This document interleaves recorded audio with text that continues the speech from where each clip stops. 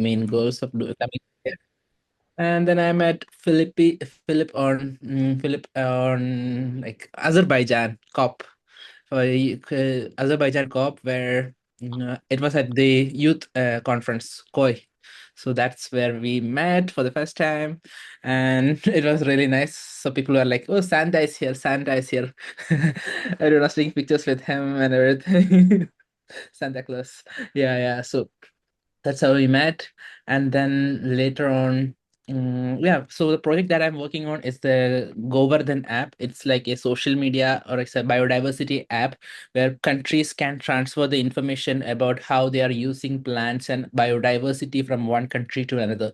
So if you have a hibiscus flower near you, so you can know how are different people using this hibiscus across the globe. So Okay. last time I was, yeah. Gokul, just hold Mhm. on a second. I'm pretty Mhm. sure Frankie has to go. So Oh, can okay. we get back to you in a moment and go to Frankie right now Mhm. so that you can go on your tour? Sure, sure. Hello, everyone. I'm Frankie. I met Philip in Peru, in Cusco. We were on a free walking tour, and I heard the word climate activism, and I was like, wow, talk more. Let's continue. And I learned the first time about Philip, and I knew really, I kind of had heard what COPs were from the news, but I'm very beginner to all this world. But I'm super interested and passionate in learning how to help on my small scale and yeah, be a part of this. So I'm ready for ideas. I'm not coming with many, but I'm open and passionate to be learning about it. Frankie's being very humble, but anyway, thank you, Frankie. And we met, and the main thing is this current effort. Conscience Land is a big concept, but the current effort is this focus on the period of childhood. Why? Because it applies to all of us. We were all children once, and we're seeing that the world is going in a very, very terrible way. And, children and their childhoods, whether they're in a rich country, a war torn country, or a poor country, it actually doesn't matter. They're all being affected. So later on, when we have a chance, I'll explain what the actual campaign is. But for now, just everybody, I hope, can get their head into the area of our mission in Conscience Land right now is to fix the world. So, of course, but focus on this issue of empowering parents to protect their children by communicating what children want with the leaders. So the leaders have no excuse except to do what's good for humanity. Okay, so thank you, Frankie. Thank you for that. Anything else you want to add? Um, I'm not, no, I'm here to hear more about ideas and plans. I'm very beginner, so Okay, yeah, okay, not super. much more. Thank you. Uh, who wants to go next? Who would like to add their story? Okay, I will try with my English. I'm sorry about my English, but Hi, okay. Jen. Hello. It's a pleasure to see you again, Philip. My name is Jennifer. I'm from Colombia, and I met Philip in Belém in last November, and we were in the COP fair and some other things around. So I am. I just want to learn about these topics and understand better what the work uh, you are doing, and of course help in this work. So I'm just here to learn and understand how I can be useful, helpful for the objective or the goal you have. Thank you. Well, thank you, Jen. Fantastic. Nick, are you or Steve? Steve or I Nick? can I Who's? can I can go. I can go. Yeah, please, please. Yeah. So I've known Philip since Paris, the Paris climate talks. Yeah. That long when you made Greta Thunberg laugh, which was kind of an accomplishment back then. And I mean, I met you through your persona, your alter ego, Sustainaclaus, and I was just very impressed with the way you were taking these really complex issues and making them fun and easy. And this is at a time when nobody was paying attention to the SDGs. They were really not gaining a lot of traction, except in the circle, you know, the, the what do you call it? The echo chamber, I guess. And you were coming up with, and I felt that the people who were trying to communicate beyond the echo chamber were we're not we're not getting it. And you came in with an approach, the whole Sustaina clause thing, where I just thought, man, this is great because you had all the technical issues down.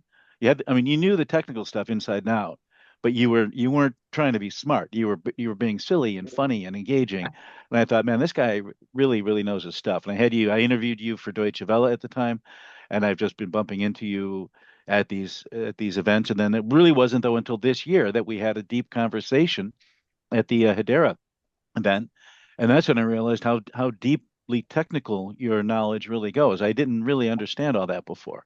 So now I think, because I think to me it's so important that you have to you have to go into the weeds. You have to really understand the technical components, and if you're going to communicate them simply. And I think you don't doesn't mean you have to bring everybody into the weeds, but you've got to know it's there. And I think we share that mission. We're both doing the same thing. We're both pretty wonky when it comes to policy, and we're both trying to communicate it in a way where we can bridge the divide between legitimate debate and public discourse that I think is preventing us from meeting the climate challenge. So that, in a nutshell, is our engagement. Well, and Steve, of course, is being extremely humble also. This is his book. This is the reason we can have quite an interesting conversation is because he's writing about carbon credits, and it's not really just carbon credits. It's the whole mess of what's going on in the world in terms of how do we get people to be responsible for their own behavior and industries and so on. So this book is pretty cool. Please read it. Look it up, The Carbon Paradox, a little promo here. Yeah. The thing is, as Steve has so kindly said, I have been involved in this stuff for a long time.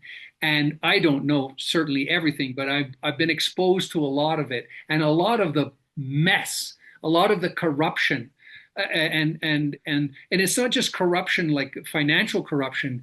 It's like people's corruption, that they think they can live on the earth for free, which they can actually, and we should be, but they're allowing themselves to be completely materialistic, completely controlled by the state, and so on and so on and so on. So that I appreciate what you said about Sustaina clause and sort of cutting through the, how do we say it? Kind of cutting through the bullshit, but it's cutting through the authority as if it's top down. And what we need to do, if I may say, in our world today is be bottom up. You've seen it in the No Kings thing in the U.S. Just recently. People are waking up, and it is the beginning of, I believe, of this, how things like what's being written about in this book, how we can be the solution. We are the solution. But we need something like ConscienceLAND. We need campaigns like Childhood First to focus on what is important. So who are we doing this for? Well, we're doing it for the next generation. So let's not treat the current, children's childhood terribly, because you're going to end up with the leaders we have today, or worse. Yeah. You're going to end up with them in the future. Okay, enough of me talking. Nick, would you please share a little bit of info on yourself? On myself? Well, I met Philip about 6 months ago in Montreal, and we kind of hit it off and wandered around the streets of Montreal together. I was in Paris, COP21 in Paris in 2015, but I didn't meet you. I didn't meet Steve either. But I guess we were all there treading the streets of Paris. I don't hear Nick. Is that on my end, or did we lose him? Nick, I can hear you. Can you keep talking, Nick? Keep talking. Okay. Well, I hope Steve can pick me up. You can hear me, can you, Philip? Yeah, I can hear you. Can other people hear me as well? I Yeah. hope. Okay, right. Looks like it's only Steve that's got a problem, I'm afraid. And you came back, so Like I was saying, we were all in Paris together. I've spent, the most of the last 30 years being a climate professional in one way or another.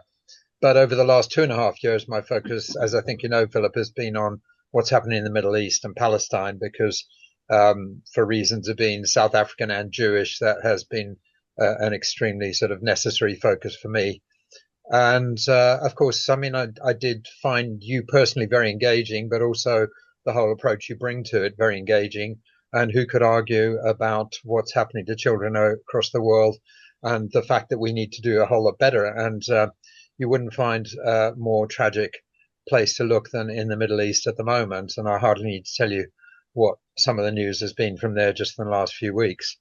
So we are indeed preparing the next generation for a pretty awful future, even though we are starting to understand more and more about trauma and how trauma works, both at an individual level and also at a societal level. But yet there seem to be people who haven't begun that journey yet, probably because they are themselves so badly traumatized. And guess who I'm thinking of? So, well, I guess like a couple of other people have said, I'm here to see how you're getting on, Philip. Thank you. Just to see what the crossover is between what you're doing and what I'm doing. My work has come a little bit closer back to climate, of course, because of the energy crisis that has been brought down on around us all. And a lot of people are starting to understand the connections between these things, which perhaps they didn't understand as well as they should have done even a few months ago. And I'll just finish by saying, I was saying 15 or 20 years ago that if climate change didn't exist, it'd be a good idea to invent it, because it's going to teach us all a lesson worth learning. Absolutely. And this horrible war that is going on, like I think people thought, oh, it's just another, whatever, like Vietnam or Iraq or whatever. But now, I'm sure you've been hearing, the people, like the helium needed for producing computer chips, the latest AI chips, is blocked in the Strait of Hormuz. So not just fertilizer for food, not just and oil for burning in airplanes, the entire electronic area of our lives will be affected by this.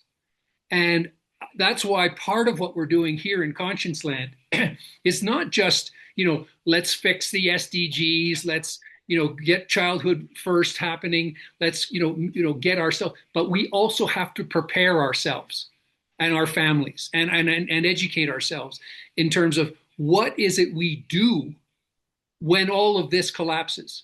The economy, the environment is also having troubles, but when we become the healers of ourselves, the healers of our, the land that we're sitting upon, and we heal the earth. This is the actual essence of ConscienceLAND. It's not just to progress with some, AI, open claw projects. It's that we all, like, everyone who has spoken, and I haven't gotten to Percy yet, and Azu, but everyone who has spoken, everything you're doing has a relationship with how we make the world a better place and how we move toward a self-sustaining communities. Okay. Thank you very much, Nick, for what you've said. I appreciate it so much. Percy, would you share what your background is? I know you know Gokul. So how did you get involved in this? We haven't met yet, actually. Just this is the first time online. Go ahead, Percy. Jen, can you help him with the translation? He has a little bit problem with Sure. saying English properly, a little bit. So we are teaching him right now. Okay. So I visited him in Bolivia last time, and he took me around, and we had like a lot of interaction with a lot of NGOs. So Okay, Jen, fantastic. help him out, please. Yeah. So is that okay, Jen? Could you, Percy, you go ahead and speak in Spanish, and maybe Jen, would you be able to help us? Okay. Yeah. I didn't get. Okay. Okay, I'll just try. just don't you don't have to take a big long talk. Just introduce yourself. Buenas Percy. tardes, me presento. Mi nombre es Percy Siquita. Soy un joven aymara de Bolivia. Bueno, él nos dice que es un joven aymara de español. He's saying that he's aymara from Bolivia. He's saying his name is Percy, and he's a young person from the aymara community. Ah, welcome. Soy estudiante de ciencias políticas. He studies political science. Soy coordinador de Amigos de la Tierra Bolivia y considero un joven apasionado por la defensa de la madre tierra y de todo lo que sería nuestra naturaleza. He's a coordinator in a project. Un proyecto, ¿no? Como un proyecto. Un proyecto. Es una fundación, Amigos de la Ah, Tierra. it's an NGO. He's a coordinator in an NGO, Friends of the Ah, Land. Friends of the Land, and he's considered himself as a passionate about protecting the earth. great. Me siento agradecido por permitir conocer a cada uno de ustedes. Se lo debo y agradezco todo a Gokul, a quien lo conocí en la SB60 en Alemania. He's very grateful for being here and for meeting us, and he's grateful also for with someone that I couldn't hear the name. ¿El nombre cómo es? De la persona? Go cool. Gokul, Coco. Ah, yeah. Look, Yeah, he met him before, and he's very grateful that he's invited him to be here. yeah, also I would like to add more for him. He is like his work, he is like from the indigenous communities in Bolivia, and he's working on like a lot of NGOs. Like they have gone in person, and so like he has a network and he's volunteering with a lot of other NGOs. Now he's a coordinator with one NGO, but he's working with a lot of other NGOs as well, working for them as a volunteer. So that he's missing it out. Malo Percy, malo. Very good. thank Welcome, you. Percy. Welcome, Thank welcome, you. welcome. One thing I want to mention, Jen, you really didn't speak about what your background is, and it's amazing. What? Just tell people what you do. Oh yeah, I am a human rights lawyer. I've worked for the. I used to work because now I am traveling in a period of not working. But I used to work in the peace process in Colombia, and also I worked with an NGO in my last job. For I work for indigenous communities in the north of Colombia, in La Guajira, which is like in the Caribbean, and they are Wayu community, the biggest community in Colombia, and we work like empowering about their jurisdiction, their special jurisdiction, how the laws can be like uh, harmonized, no sé cómo decirlo, can be like together with the common law, the national law, and the indigenous law. So it was my last job, and now I am uh, just traveling and trying to get involved some other topics. That's why I went to the COP30 and trying to learn about this and environment laws and international um, regulations, and very much interested in children's uh, anything we can do for children. So I think that's why I'm here. Wonderful, wonderful, wonderful. Thank you. I apologize for sort of scanning around the thing is because I know that there's many more people who wanted to join, and I see the people online now are all the ones that I sent the most recent link to. Can I ask a question of people? Did you register like through the somebody give me an example of how you got on this call, this one right now. The link you Yeah, good. Yeah, the link you sent at the end, when we clicked on it, it asked for registration again.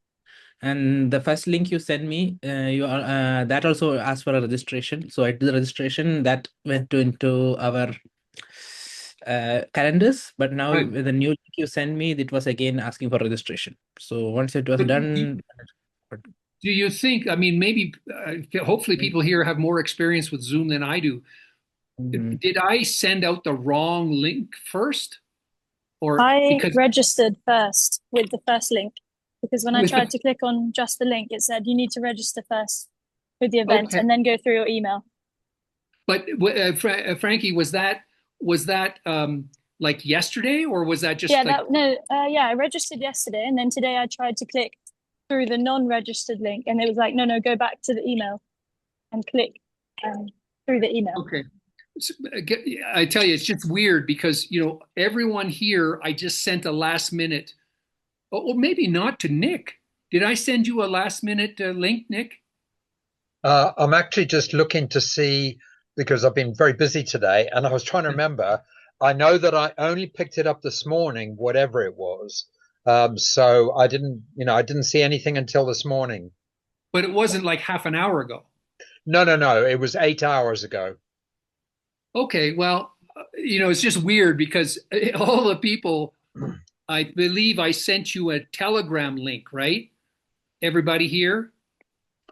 Just I was WhatsApp was how you reached me. that WhatsApp. WhatsApp as well. WhatsApp.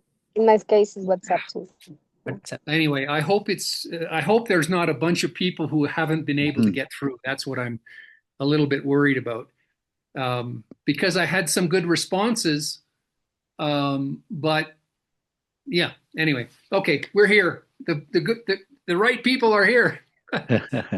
That's the main thing. Azu, are you online? Can you hear? Azu. I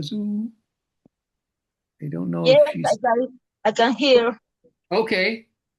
All right. Can you tell us a little bit about your efforts and what maybe the history of how you know about Conscience Land and Sustaina Clause and all that?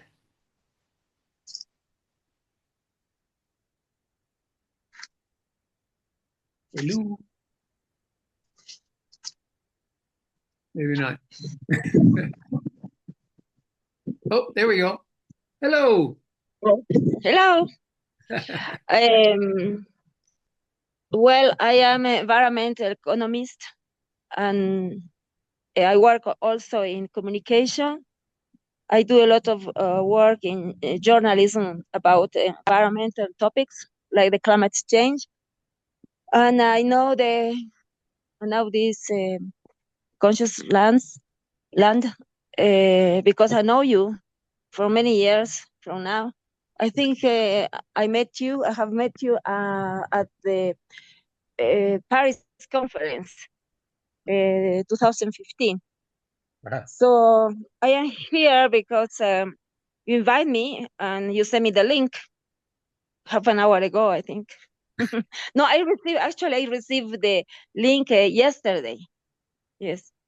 Good. And but I saw that, and I'm here to share with you. I'm so happy to know you and to share with you these ideas about how to make a better world. That's what we're all here for. I'm from Bolivia as well. So Percy and you Bolivian, fantastic. I wanted to finish my thing. I didn't finish my... Go ahead, Gokul. Hi, Asu. Hi, Asu. Nice to meet you. I was in Bolivia after the COP in 13 Brazil. So we went around Brazil with Percy. Anyway, so I just wanted to say what I'm doing. So like after we were working on biodiversity, indigenous medicine, we want to highlight the use of indigenous medicine within the climate space so that people understand the value of nature with something on the medicine as well. And also we work on the communication part. As you told, she's also working on that. We went into Ukraine war and we made a documentary with the youth on ground under the situation of war and how it is affecting the environment and everything. We were showcased at the COP in the Ukraine pavilion and other youth spaces as well. So that is what we are trying to do, as much awareness possible with climate and entertainment, like Philippe is doing, like more sustainability and Santa Claus stuff. We support initiatives like entertainment, which is common people, global South, everyone understand things which is not too much from the UN perspective of the UN language. So we want to promote stuff which is more understandable and also more value based as well. Like they see the thing, like if you're saying climate change, plant more tree, which tree, or like what is the value of that plant, especially all this stuff matters a lot, and that is part of global South's understanding and action making as well. Thank you. Fantastic. Very, very important. Has everyone had a chance to share their background and so on? Yeah. Right. Let me ask you, what kind of questions come to your mind just in this call, just from what we've all discussed and what you what you know about some of the efforts that I've been trying to make. But what I want this call to be is about the sort of resource, like people have been working on projects. I guess Cool just mentioned, people have been working on projects for years, some of us since 10 years ago from Paris, and before that even. But we've not seen much progress, and it's not because of not intelligent people. We've all been doing incredibly good work. What is going to break through? How are we going to work together, essentially, all on our separate projects? But how are we going to, bolster each other's weaknesses? Maybe, I have many I can share. How are we going to do that and really break through this? Just to say, I was on a call, with Jeffrey Sachs, his SDGN, whatever the hell it's called. It's some kind of an agency related to the UN. It's not a UN agency, but trying to get the SDGs moving. And well, I've been on 2 of these calls now, or listened in 2 of these calls, and it's incredibly frustrating to hear the people, like these leaders, so-called leaders, just regurgitating the same old crap that they have been for 10 years and kicking the can down the road somehow, and saying to us, well, we're open to ideas, but no finance, no help, no recognition, nothing, right? So individually, have you got some reactions to that statement? I mean, I can speak to it a little bit because I think, I mean, I've been in this space for a little bit more of my background as I came into the space from mainstream media. I used to write for Fortune and Time and Wall Street Journal and all those guys. And when you're in mainstream media, you're like a jack of all trades, master of none. You're kind of floating around and trying to figure out where to go. And I found the climate space was consistently, especially climate solutions, was consistently the worst at communicating. And it's the most important on the planet. I think that's partly because it's dominated by scientists and policy wonks and people who are kind of almost trained to not communicate in a visceral, emotional way. They're always trying to be rational and detached, and I think that's given us solutions that are viable, but it's also created a situation where the most viable solutions are the least understood. And I think that this issue, and it's kind of stepping back and finding a way to communicate uncertainty and make sure people understand that the shape of the plan, the shape of planet climate, rather than just individual valleys and stuff. That to me is really important, and I don't know how much that applies to the people in this group, just because when you are down in a valley working on your specific issue, like Nick was talking about how now he's focused on issues in the Middle East, and you go into one, you kind of have to have blinders on and can't see the others. And I think that's another thing that hurts this sector. So I mean, what we try to do with the book, and we're going to be doing it more with cartoons and everything else, is and it's called the carbon paradox because there is no simple answer. And anyone who says they've got the answer is either delusional or lying to you. And I think we need to mainstream the legitimate areas of debate. And I guess, yeah, going back, so that's my core mission. And I guess the question is how we can do that as a group. One thing is just have better discussions. Like yeah, boy. See now here I am talking about how to communicate it, and I'm hitting a wall myself, even though because it's like it's it's that is I think the core challenge is that we have to. It's because it's been such a small world. It's been so poorly communicated. Most of the reporters covering it don't understand it, and when you get down to it, if you know anything about like the analogy I like to make is American football. It's a very complicated sport, but it's the reporters who cover it are better qualified than the people who cover climate, simply because a critical mass of people understand it. And the mission is not to push our own individual agendas, but to find a way to take everything, even things we disagree with, because in so much of this stuff, so many of these solutions, there are areas where reasonable people can disagree. And if in the world looking for simple solutions, we have to make it clear that uh, it's there aren't necessarily simple solutions. I think if I keep talking, I'll just go around in circles. But that's where I'd like to go is this issue of trying to help people, trying to mainstream the legitimate areas of debate in a way that is accessible. Did that make sense, or did I ramble a little too much No, there? you totally makes sense. Other thoughts? Jen, Nick? Well, I mean, I agree with what Steve was saying that communication has been very faulty for a very long time. I mean, you need only take the slogan "Save the Planet," or think about the way that we were all focused on polar bears for a very long time to realize how misguided all of that was. It was never about saving the planet. The planet will, believe it or not, take very good care of itself. It was always about saving not only ourselves as a species, but maybe a couple of 100 million other species at the same time.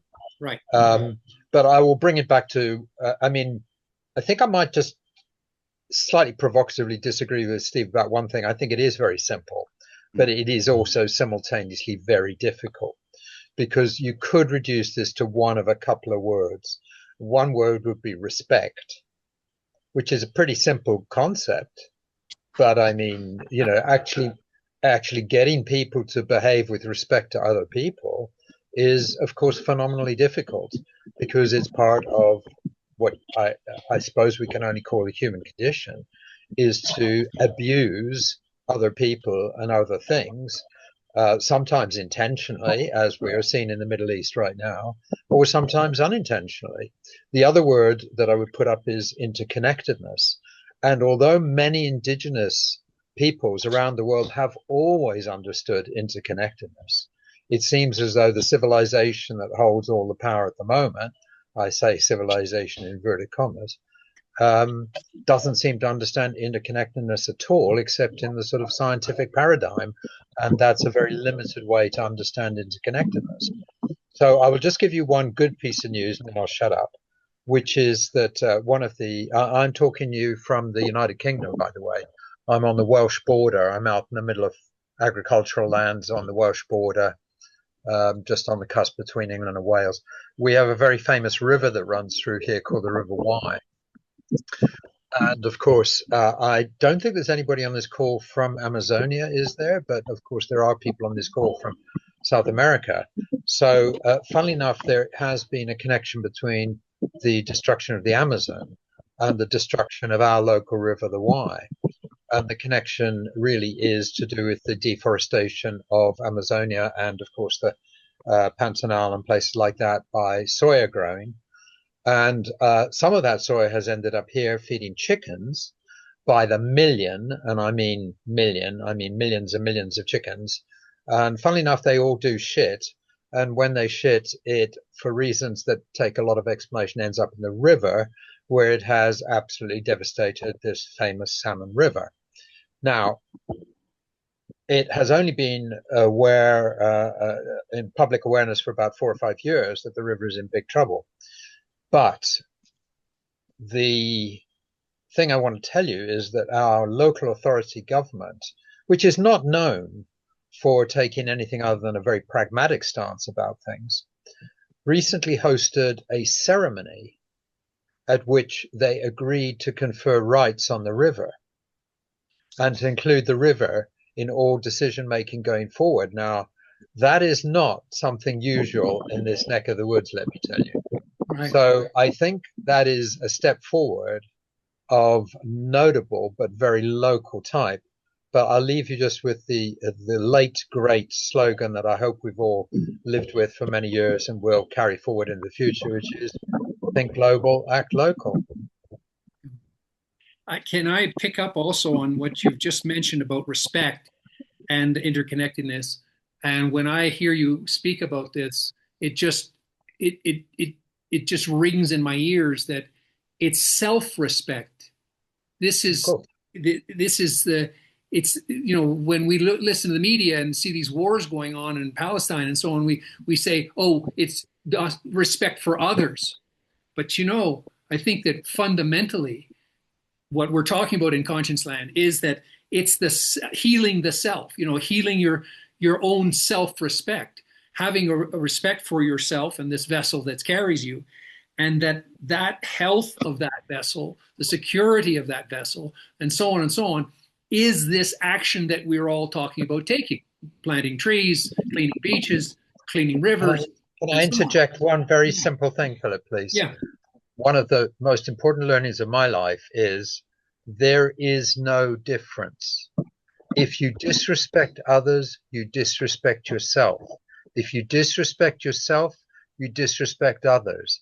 Disrespect is disrespect. Right. There is no difference. And that is something that we all need to learn. Totally.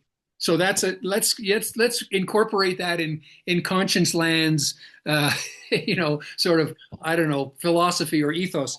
And the other thing about the interconnectedness is look at our world, how separate, how there is such a effort on the part of governments and industry to separate us, to isolate us, to do this.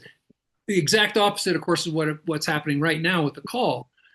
The effort to give us all the answers through ChatGPT or whatever. There's only one answer to everything, and that has really dumbed us down. Really dumbed us down in the both respect and self-respect and the interconnectedness of all life. So, if I may introduce something, what we've been working on for many years in ConscienceLAND. I don't know if it addresses each of these problems, but it's the gamification of this communication. And I think that Steve mentioned about making cartoons, and I went, yay! Like the actual connection with information and behavior and opportunity and heroism and all this stuff that kind of gamification of all of these big serious problems, like carbon credits, like everything else. The gamification, I believe, is really, I think it's pretty much the only way that we're going to get to the masses of people. And that's what we're hoping to do with ConscienceLAND. I don't know if many people have had a chance to check out GaiaPlots, our 3 meter by 3 meter areas. There's a website about that. I'll put it in the chat. Civilization Rebuilder, right? That there's sort of like a gamification of how do we rebuild a civilization that works, et cetera, planet speakers and a whole bunch of other stuff. But you maybe can see the theme here in ConscienceLAND is let's get people participating, building up their own skills, building up their relationships, right? There's this respect and interconnectedness. Get that straight, that we're not separate from the earth, and that every action we do is either healing us or harming us. Maybe we can, together, all of us, as Gokul has he's got an agency, a young person with an agency in India that is all about this. This is what what he wants to do, and I want to help him do that. So there's my little pitch on the approaches that have been failing for the last many years, 10 years at least, that we need to almost abandon those approaches and move toward a more human, friendly, fun, outdoor, get together, kumbaya kind of approach to solving this. You just reminded me something. Like last time, I was at Ukraine, right?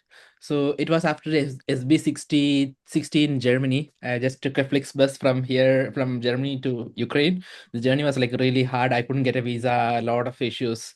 But what happened was like I was in Ukraine, our prime minister was in Russia. And what happened was the Ukrainian ministry reached out to me saying that we were doing for peace and initiative taking.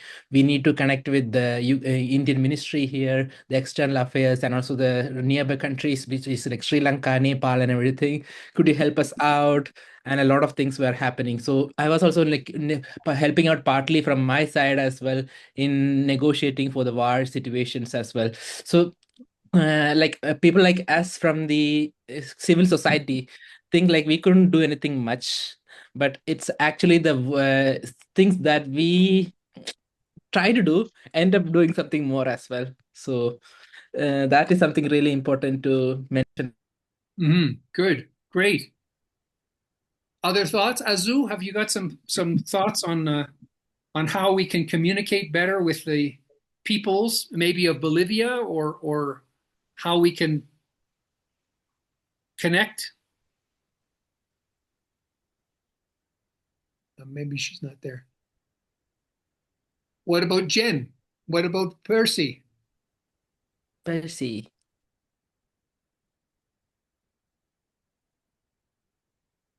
I don't know. I'm just going to say that I am from the Amazon region. I am from Florencia is the name. And I am not, I am in the Amazon right now, but in Peru. But I was born in the Amazon region of Colombia in the south. Uh, and I think there is no, sometimes there is no conscious about the like the big gift we have. We are not like yes, we are not conscious about that, and we just, or I used to live when I lived there, like not knowing what there was around, right? So I think um, people sometimes care about the nature, the river, the jungle, and everything, but it's sometimes not. And I think there is we when we live in this area, sometimes we don't care much, and sometimes we see, because I've seen during these months, for example, when I was traveling in the river, Amazon River, people from here, from the area, took they put rubbish into the river, for example, from the from the ship. I was but And some of us, or people from the other countries, or Europe, or United States, or anywhere, they were like surprised of watching this. But at the same time, I was like, this thing they are doing is like very a small thing compared with the biggest industries, and the the biggest industries, the companies, and um, all these damage they are doing to the river from some other places. And like, I don't know how to say this in English, but is I understand that people from the area like me, when I was living in the Amazon in my younger years, and sometimes even indigenous communities, we don't we don't have the same conscious about the environmental, but we see it as we see the earth and the jungle as part of us, but in different way, not like this is the not like this is the future for the water of the world or things like big things like that, but we see as part of our lives, or we see the the spirits they have, or some other um, connection with the nature that is not the same approach that people from abroad see. And sometimes, yes, we don't care, or we can put some rubbish in the river or things like that, but is that is not the big problem. Is that what I'm trying to say?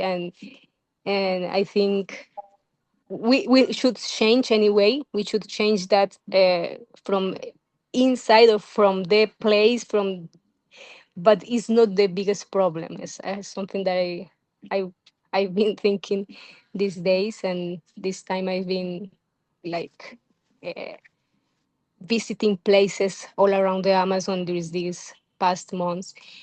So yeah, that's what I wanted to say. And Jen, yeah, I no. This is I so great, so super interesting. Because my question to you is: all right, you've traveled these areas, you are from these areas. What do you think would make the connection, for these people that you're speaking about, who might throw bottles into the river and so on? Like, what do you think would make the difference for them, that well, as as Nick was saying, that they respect themselves by respecting the river and the jungle? What do you think? Was it like a cartoon book, or is it like education, or or is it money? What is going to make the difference for yeah. you? I think there is something that, for example, plastic things, bottles, it's not something that is from here or from indigenous communities. They don't know what to do with that, or with the Right. fans for babies, They Okay. don't know what to do with it. They don't, because they didn't create it. They don't know the damage it caused to the animals, or to the river, to the Right. earth, because it's not something that they created like they do everything else. So sometimes they use, for example, the coconut thing to eat, or they made things by wood. So they just put, because that's because they know it's not bad for the earth or for the river. But as as development came, and the bottles and the plastic are all around, and they don't know what to do, they don't know that it causes damage to the nature. I think Okay. it's that's different from people that is living in cities and everything, because they No, know. I actually no. You're right. No. It's exactly the same problem. The city people are even more stupid about it. So Yeah, that's why I'm that's what asking I you the question, because if we can figure out a way to influence people whose lives have not been filled with plastic bottles until now, or until recently, if we could find the essence of why are they so powerless in protecting their own nest, their own home? Why are they so powerless? Like they don't know what to do with the plastic, they don't know what to do with the diapers. I understand that, but so do the people in downtown, Montreal or whatever. They also don't know what to do with the plastic. They also don't know what to do with the diapers. So let's continue with your ideas. What's your yeah. observation? No, I what I think is, sometimes we from cities we do, like, for example, take the bottle and put in the bin, right? But that's quite correct. But what happened with the plastic after that? So we are some of people that were traveling with me from France and from Spain, and they were like surprised. Why are they putting the bottle into the river? That's terrible. And I said, okay, you will put in into the bin that is here in the ship, and then they will put in the river. That's is the same. So that's like double moral thing. Right. That's terrible. And also, but that's what I'm trying to say is like to see the points of the people from here, because they don't put it into the bin but put into the water, but it's almost the same thing, because at the end they don't know, when you put in the bin, they took the bin and they don't know what to do with the plastic anyway. So that's sometimes yeah. And there are many things that I've been thinking, like for example the sugar thing. The sugar is not something they used before, and now of course it comes with development and with these things, and now they have problems with the health, with the teeth, with everything, and they don't know how to handle it. So, and it's something is not from them. They didn't know what to do. And it's nice because it's tasty, the sugar, right? So so they use it, but now they don't know what to do with the illnesses and the teeth problem and those things. Yeah, and like this, there are a lot of problems that just they just came to them and don't know how to handle. And yeah. No, it's super interesting. I have many ideas. Can we share? What do we think about this, solving this issue? Or we don't have to solve it, but Yeah. I mean, I had just something to throw out there because it picks up on the theme that Nick raised about the interconnectedness of all things, and then we just heard about plastic and getting into rivers. And you know, one area where where there's been a lot of success on communicating the interconnectedness is in watershed management. I mean, Lima has been great on this. Lima, because they're so dependent on the Andes, they've done an educational campaign, and it's tied in with finance and everything, but they realize that, that they needed to support farmers up in the catchment, helping them change their approach in order to ensure consistent regular water. And the campaign led to a really broad awareness among people in Lima in about how interlinked they are. That the city is interlinked with the Andes. And New York did the same thing. New York gets its water from the Catskills, and they've actually had a lot of. It started as just a watershed payments, like a payment for watershed services program, but it's become something that I wouldn't go as far to call it spiritual, but it has forged a closer alliance between urban and rural, which is a divide here in the States that is really dangerous, I think. Denver has done that. Uh, there's a couple of different cities in Mexico have done the same thing. Dar es Salaam did it in Tanzania. So that it's just something to think about is that there are examples of projects that began as something that we could call a commercial project, but it opened the door to a deeper awareness of the interlinkages that we all share. I don't okay. know if I can't think of any concrete direction that's going, but I wanted to No, put but that out there this to is say that only a exploratory call yeah, anyway. I mean, this is yeah, for friends to learn from each other and see, Jan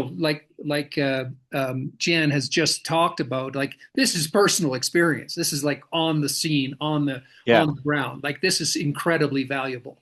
If I may just take a moment and just respond to sort of the general sense of what's being spoken about. I'm always trying to bring this back to this kind of gamification. I'm always trying to bring it back to, how do we get people involved? Like Steve, you're mentioning about municipalities and big areas and all the rest of it. That's got to happen, but it's not me that's going to make it happen. Yeah. So what I want this whole ConscienceLAND conversation to revolve around is this idea of ISR, individual social responsibility, right? And how do we reward it? It's not just voluntary. Like in ConscienceLAND, we call LOVE, lifestyle of voluntary effort, right? Because we're trying to say, hey, it's not just this mushy romantic thing. Love is how the universe is powered, and it's powered by voluntary effort. The healing is a voluntary effort for yourself, for your community, for the earth itself. Okay, so my thinking while we're speaking about like indigenous peoples and others, like reward is super important to people. They want to be rewarded. They want to be recognized. They want their status to be higher in their community. This is basic. So what I'm developing, and we've had this for many years, but I want to really bring it into a physical thing now. We talk about a sustainometer, a sustainability meter, as a kind of a badge, a badge of honor. Like you're actually part of the solution. Oh, wow, don't get confused with the Chinese social credit system. I'm not saying, to that extent, but more of an independent on the basis of using your GaiaPlots, the collection of data and your own data and how you're acting on the earth, how we have a method, and I'll be working on it in the next few days, a method of, it's not certification, but it's like recognition. It's like people with a patch on their arm, like it's just an ID. But we can do in the modern times, we can do these IDs that are really alive, and that this rating or how people are recognized as being part of the solution or clearly not, because they don't have any rating. And I even bring it down, because I'm always talking about gamification. I'm always even bringing it down to the sort of the dating game, boy girl dating level. Again, Chinese experience. There's many people, young women in China, who they won't even look at the guy. They'll look at their social credit score before engaging in any kind of fun. So my thought is, well, let's not do that, but let's have more of a marketplace for people who are part of the solution. I'm hoping all of these people are. Of course you are.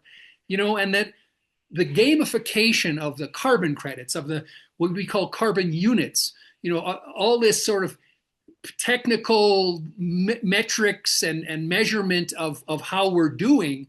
Well, I think that what Nick brought up about respect and interconnectedness, I think we got to bring it to a social level. I think it has to be, from what Jen was pointing out, it has to be like a terrible disrespect to the community to drop a Coca-Cola bottle into the Amazon. I think it has to be, and in fact, it's not only a disrespect to the community to drop the bottle in it, it's a disrespect to buy the effing bottle in the first place. Philip, sorry to interrupt you, but two things. Yeah. Steve's put a message in the chat saying he's got to leave. Oh, sorry. Okay. And Percy's had his hand up for a very long time. Okay, please. Thank you for helping me manage this. I'm terrible at it. So, Steve, before you go, let's make sure we're clear. And Gokul, can you tell us what's up? It's probably very late for him. How do I tell him? I can wait. I can give it to Percy so he can go ahead. Yeah. All right. Okay, Percy, go ahead. I'm not sure what's happening now. Yeah, go ahead. Hola. Jen, por favor, ¿podrías ayudarme con la traducción? Lo intento. I'll try. Gracias. Todos los problemas que ahora estamos mencionando también los vive Bolivia. Más lo que a mí... All the problems we are mentioning here also are in Bolivia. Más lo que a nosotros nos preocupa como jóvenes es el problema de la extracción minera. But what he really cares and young people care about is the extraction, Mining, yeah. Estos problemas ha ocasionado que la gente que vive en la Amazonía boliviana empiece a contraer cáncer debido a las aguas con mercurio. Okay, this extraction is causing illnesses like cancer because of the use of the water that has mercury. Mercury.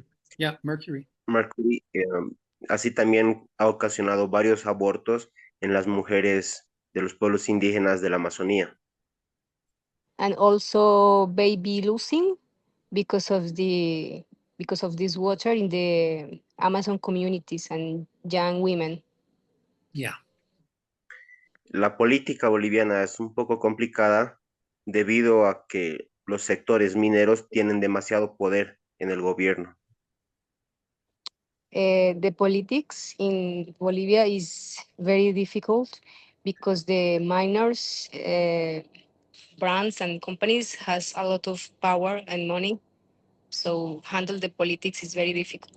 Right. Cuando Gokul vino, pudo observar cuál es el problema que tiene la población boliviana. When Gokul went to Bolivia, he could see by himself some of the problems Bolivian people have. Con ese compromiso que tenemos como jóvenes, decidimos mostrar al mundo cuál es la realidad de Bolivia con la ayuda de Climate Entertainment. That they have a big commitment to show to the world the problems that they have in Bolivia, and they using the platform of this NGO. ¿Cómo se llama la organización? Climate Climate entertainment. Entertainment. Ah, Climate sí. entertainment. This NGO, yeah, Climate Entertainment. Climate Queremos what? queremos que tanto nuestros políticos, nuestra sociedad y el mundo vean que Bolivia también tiene problemas que deben ser tomados en cuenta.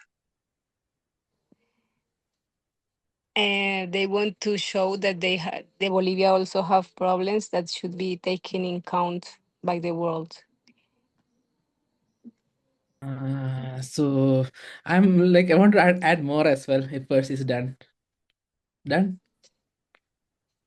Are you done, Why are you Percy? laughing? Because of the Climate Entertainment?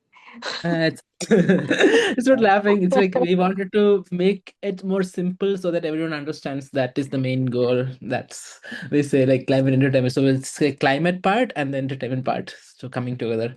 So I want to say that Philippi, it's like having Percy here is like really something out of the reach because Percy is from a very far village, Koripata, which I have been to personally. So it's around like 4 to 5 hours of travel.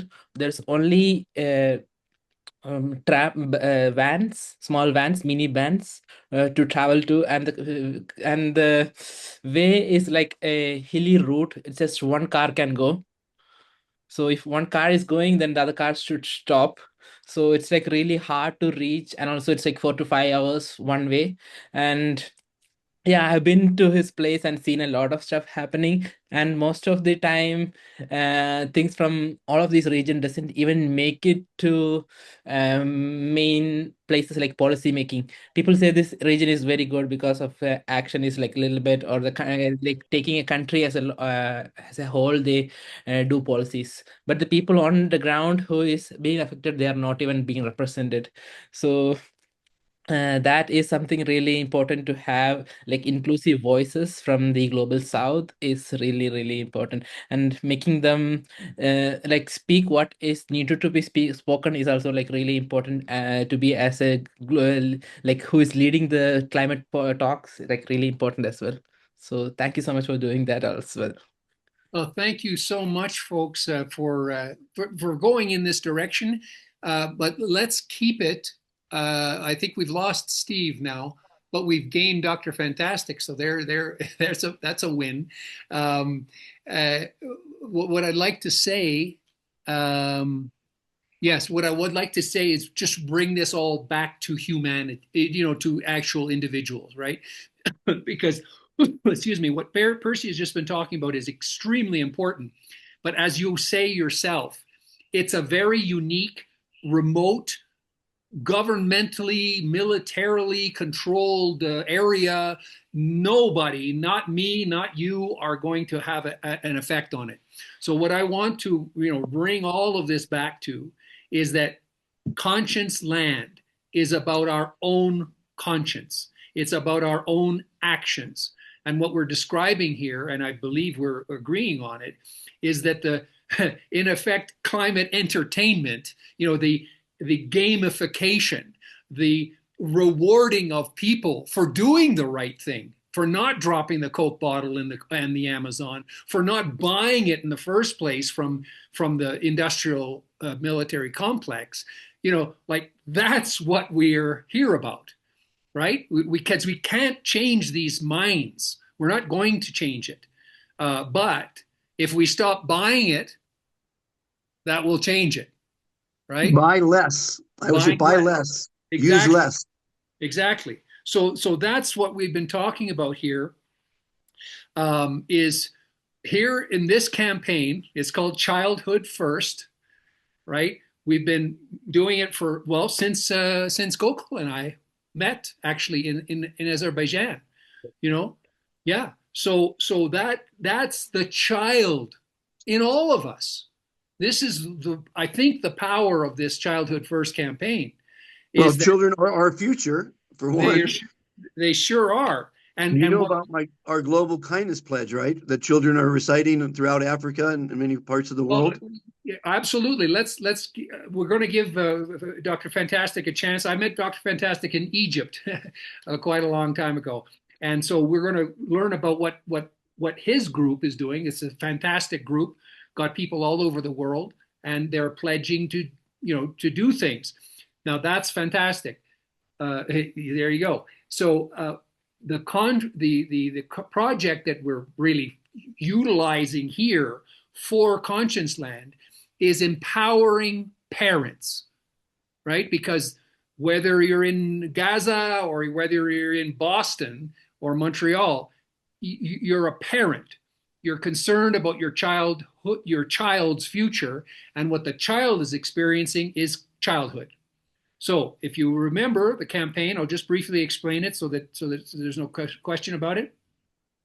It is empowering parents and teachers to ask their students to draw a picture of their future or write a letter to themselves, to Santa Claus, to Dr. Fantastic, whoever they want to write the letter to, or ideally like a leader, some international leader or something like that, and tell them, this is from the child's point of view, tell them the future they want.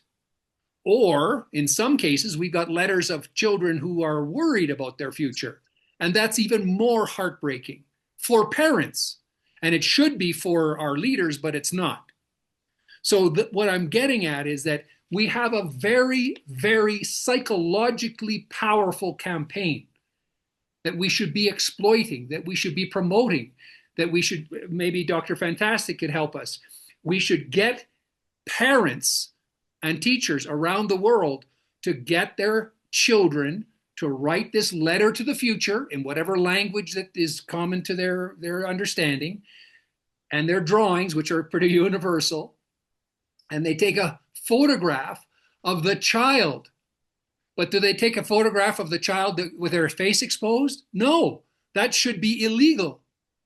They take a picture of the child with the letter or the drawing in front of their face, but it's a child. If you've gone to childhoodfirst.com, you can see the pictures of kids with the thing in front of their face. It's mesmerizing because adult humans wonder who's behind it. But what they do is they read it. They look at the picture. They try to understand what the drawing is about. That's gold. That's fantastic. It's not this pedophile Epstein class stuff, where they're looking for cute little kids. No. What they're seeing is their wishes for the future. And I would suggest to you that the wishes of the children for their future is probably similar, or should be similar, to the wishes of their parents. And so that's the campaign. And then the parents put this on their social media, right? And that social media circulation, maybe only their friends and family see it. That doesn't matter. The point is, it's exposed. It's like the No Kings thing, It's get out there. Get out on the street. In this case, kids don't put the kids in danger. Have the kids cover their face, get their communication going with the social media. And I don't believe that the Facebooks and the TikToks and so on will suppress this. I don't think so. I don't think they'll suppress it. whereas they will suppress wearing a keffiyeh, you know, but they won't suppress a child expressing their wishes for the future. And I think that this campaign, if we cooperate, if we help each other to do this, it could be viral. It could be make a difference, because if you think for a moment that that these leader types don't check the social media, of course they do. They check it all. So if these letters keep coming up in the languages, in Portuguese, in Spanish, in English, in Chinese, in French, in Italian, if these messages specifically to the future, I think it could reduce the power of these criminals that are running the world. I think that it could come back to the community, because the community will begin to realize that it's only by neighbors, what Nick was mentioning before, neighbors coming together, looking after each other. That is the world we must enter. And it feeds into Dr. Fantastic's, kindness. 1,000%. The example of the kindness. Go ahead. No, 1,000%. I mean, I applaud you for what you're doing. I've attracted thousands of people like yourself, many NGOs. As you know, we're in 149 countries now. I don't remember your number. I think it was in the 5,000s, but we're at 16,886 as of today. Fantastic. I love what you're doing, and I think it could fit very nicely with us, because of the 16,000 ambassadors of kindness around the world, probably 6,000 are children without an email, without a WhatsApp. They've pledged to be kind to themselves, kind to others, and kind to the environment. The three commitments to kindness that quite literally solve all mankind's problems. Right. I like the fact putting up over the face, but I could take it a step further. There's 8 billion people on the planet, and we outnumber the autocrats, the people that are controlling everything, the greedy industrial revolution, complexes, and the leaders, and that are really out for money. But we have a voice, and I've created the Global Kindness Federation, which is combining all our ambassadors into a digital nation. It doesn't matter your color, your creed, your sex, your age. We're all people, I'm not an American, I'm a man. We're really big in Nigeria. In Africa, it's where it started when I was living in Egypt. It's ungodly what's going on there with our program. But as you say, cover your face, we only ask for their first name, no last names. Right. All 16,886 are first name only.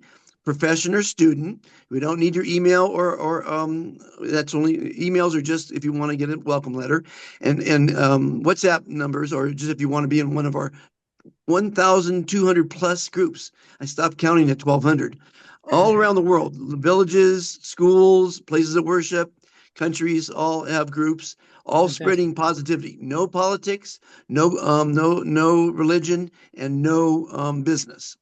Only kindness. Only kindness. Kindness counts. We're going to kill them with kindness. We're going to kill them with kindness. Now, the situation on the planet I call the insanity of humanity. It's really there's too many wars, too much violence, lying, stealing, cheating, bullying, teasing, fighting, raping, enslaving, bigotry, prejudice, all the horrors of man. They're all cured with kindness. And every day I put out motivational quotes from famous folk in history about kindness, about positivity, about things that are going to make us have a better future. My program is working because people are reciting what I call the Global Kindness Pledge. And in classrooms, it builds camaraderie, it builds self-confidence, it spreads energy, and this is how it goes. I pledge to be kind to and love myself. I pledge to be kind to and strive to love all others. I pledge to be kind to, love, and respect our Mother Earth. We are all fantastic. And then they look at their friends and say, you are fantastic. And they finish it by saying, I am fantastic. Very powerful pledge. Takes 10 seconds. And I'm encouraging, I'm trying to get a hold of all the ministries of education around the world so they can implement it. Nigeria looks like it's the first ministry that's going to say yes.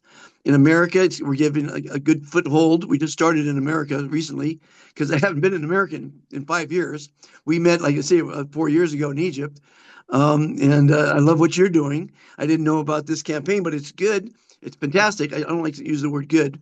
And I like the fact that you're thinking ahead of the curve, because no matter what you do in life, you're going to piss off somebody. And so you're right. Somebody's going to say, you showed my child's face on social media, I'm suing you. You know, it's a horrific world. I call it the insanity of humanity.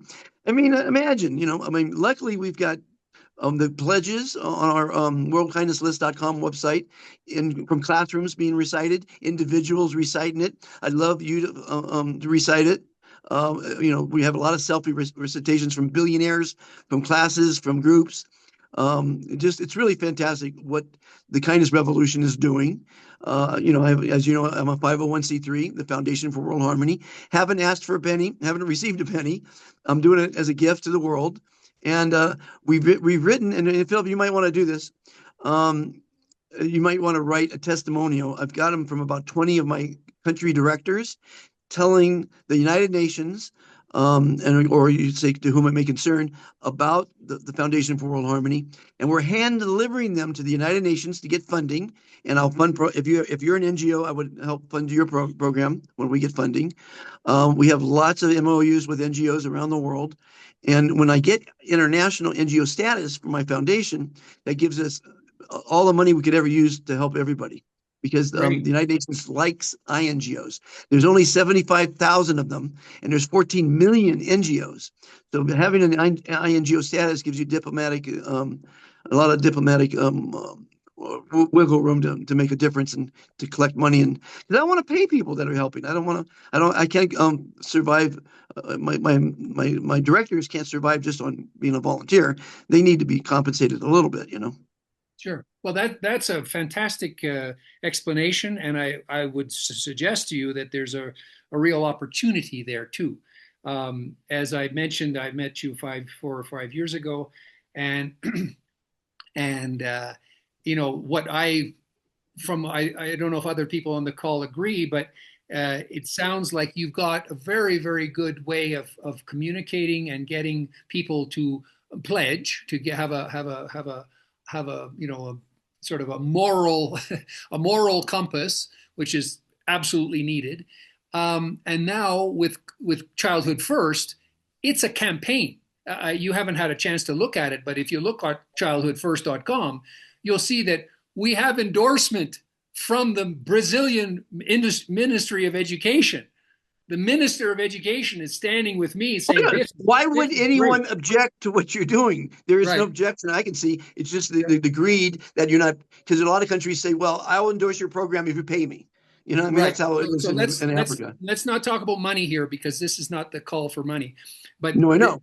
What I'm getting at is, you came a little, not at the beginning of this conversation, and so many people on the call, some of them are not here anymore.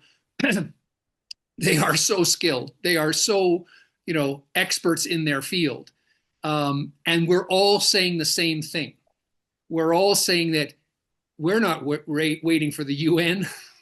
We're not waiting for the SDGs. We're not waiting for anybody. I'm not either. Yeah. We're not waiting for anybody. What we are doing is, all in our own individual ways, we are creating, ways of impacting ourselves, our families, our communities, and the earth itself. We have to do it this way. What you've just mentioned is a fantastic way to get people sensitized to the direction and the compass that they should be using. Now let's give them not just the compass, let's give them the piece of paper. And we go well beyond that with our programs. You don't know about our programs probably, and there's many listed on World Kindness List, from the kindness classes to the kindness clubs to the 3 free fruit trees that we're planting in schools and communities, and giving out fresh water boreholes in Africa. We're doing a lot of programs that every day remind people to be kind, because it's about kindness that's going to make a better future. And the children have to be indoctrinated. And when they say they're fantastic every day and they're kind, it'll manifest those results. Right. And so we're in total agreement here. And we're talking at a higher level. We're not pitching each other. We're talking at a higher level Oh yeah. of what it is psychologically. This is why I was talking about gamification before. This is what we don't need.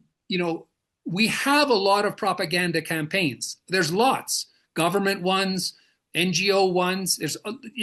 We're full of propaganda. What we need is action.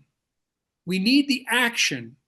And the thing I mentioned, I think it was before you came online, was the reward system. There's someone coming on here. There's a reward system that is required because the world is based on money. You mentioned it a moment ago. So that's been a psyops for a couple of thousand years, and now we need to, Here. we need to move into a different one. So, Hi there. Hello. hello. Who's this? This is Anson. That's me. I'm here. I'm here just in time. Very good. Good to see you. What Where state are are you from? Huh? What state? Oh, well, I'm not a state. We're not states. Philip, I have to Anson- duck out now, so I'm saying goodbye. Okay, well, thank you, Nick. Oh, before you go, yeah, that's right. 3 fingers: society, environment, economy. Let me get my fingers Can I see the book? on my computer here so I can Next take meow. Donuts in danger. All right. 1, 2, 3. Everybody put 3 fingers up. Society, environment, economy, in balance. That's the sustainability symbol. I want to thank Nick so much. I missed thanking Steve. Okay. He had to go, and I think Frankie had to go as well. So thank you, Nick. What time is it where you are? Just out of interest. It's 9:30 in the evening. Okay. All right. Thank you so much, Nick. I hope 1:26. please, everybody, anyone that has to leave or anything like that, remember that this is the creation of a circle, right? 2 rings of a circle. One is just general, bringing people in, and the other is inner circle. And the idea is, we help each other in the inner circle, not so much noise. The inner circle is moving our individual efforts forward. Where are you at right now? I'm in Bolivia. Bolivia. Oh, I have a group in Bolivia. Great. Okay. So we need to all work together in this. I may not on this initial call. This is exploratory, but I really, really seriously appreciate everyone coming in, including my friend Anson. Thanks, Nick. So Anson, tell us a little bit about what you've been up to. Yeah? Yeah, tell us a little bit about what you've been up to. Oh, about the books? Yeah, tell us about the book. It's a comic book. Okay. Well, what did we learn today? Well, were you on the call earlier? No, I don't think so. What is your comic book about? Tell us about the comic book. It's about donuts. Okay. All right. Donuts. And? And food. Dancing donuts? Look, I got a yo-yo. A yo-yo. Excellent. So, Philip, what state are you from? I'm not from a state. What country are you from? I'm from Canada originally. What country? It might be the 51st state. We'll see what happens with our friends to the south. What about you, Dr.? I'm from, well, I live in Antigua, Guatemala at the moment. I met Philip in Egypt. I'm on a world tour, Be Kind World Tour, but I'm from Los Angeles, California. What about you, Percy? Percy's from Bolivia also. What about you, Azu? From Bolivia. There's a lot of They Bolivia. are from countries. Yeah. And Bolivia Anson, is a where are you country. from? Anson, where are you from? United States. Right. What part? California. California. What California. part? You got to keep breaking it down. First, you have America, then you have California, then you have 100 different cities. What city, Anson? There's another city. You don't live in a city in California? What city in California? Anson, where did you get our number, by the way? I don't know. Oh, you don't know. I know. But Did you join? Anson, California is a state, and they have hundreds and hundreds of cities inside it. What city are you from? San Francisco. Okay, I have a group in San Francisco. Very nice. Yeah. Okay. Well, there you go. Okay. So thank you, Anson. What A real talker he was. was that? A real talker he was. Yeah, that's right. What's your book about? Donuts. Donuts. Well, actually, I'm interested in a sense because we have an economic system called donut tokenomics, right? Okay. Based on the world's based on the what does he call it? It's from Kate Raworth's book, Donut Economics. Oh, right. The what do you call it? The planetary limitations. It's like a donut shape. Let's continue reading. And into the What? okay. Anyway, so that's mildly interesting to me. So I think what we should do now, because it's actually up time, I think we should close and be ready for another, like another Change Wednesday. What I would ask people to do is mention this to others, bring friends, add yourself to the the circle of continuity. Add yourself to the circle. There's a well, I should have put it in the chat, but anyway, there's a link to circle of continuity, and the idea of circle of continuity is continuity is that we are, most of our efforts these days, I know it's true for me, I meet people and then I lose the opportunity, to expand on the conversation. So what we need to do is we need to have something a little bit more continuous, something that we can count on sharing, like Dr. Fantastic has offered or mentioned that he has a huge network, and it's very appropriate that children, our campaign is about childhood, about the period of childhood, not about the children themselves, because that's not something we are able to influence, the children themselves. What we're able to influence, hopefully, is the whole environment in which childhood is being ignored, is being dismissed, is not being listened to. And just a little bit of background, much of this campaign was reinforced when I was in COP30 in Belém, Brazil, because even though we got amazing coverage, we had 2.5 minutes, I think, or almost 3 minutes on Globo, which is the Brazilian, basically the Brazilian national television, magazine, radio network. So we had a fantastic, it's up on Childhood First if you want to look, but we had an amazing coverage, okay? It's worth millions of dollars if you're looking at it from a monetary standpoint. But more important, it was at the UN's COP30, and we were featured, and our letters and our kids with the letters in front. This was all explained on Brazilian television. Now, where's the opportunity? And many other media as well. So what's the opportunity? Well, clearly the media and government already likes this. They're already okay with it. So we're not going into territory where we're trying to push something that, they don't want to hear about. That's not the case. What we're missing is what Dr. Fantastic has. He's already got a network of people who are literally looking to do something good in their community, looking to help childhood, I would hope, right?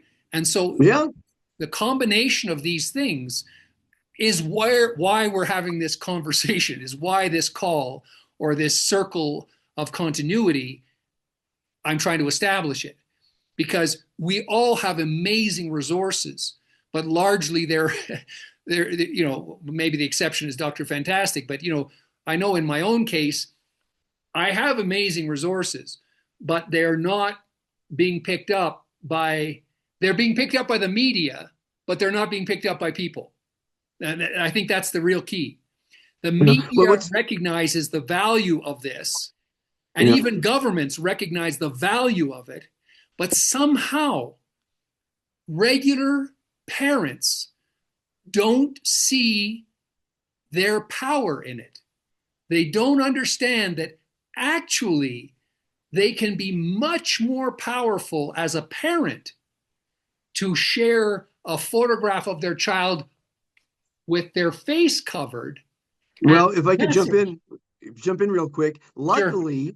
Many children, thousands of children, or at least hundreds of children, and their parents have taken the pledge with their faces showing. That's okay. Great. We're talking about two different things, Dr. Fantastic. What I'm talking about here is more like a political campaign, but it's not politics. It's not left, right. It's not this. It's politic, the body politic, the people. So what are we talking about? Corporate power or people power? And I'm talking about people power. And that's the whole effort of ConscienceLAND is find the resources to empower people to make a difference in their world. In their world, not my world, their world. And I think we can do it.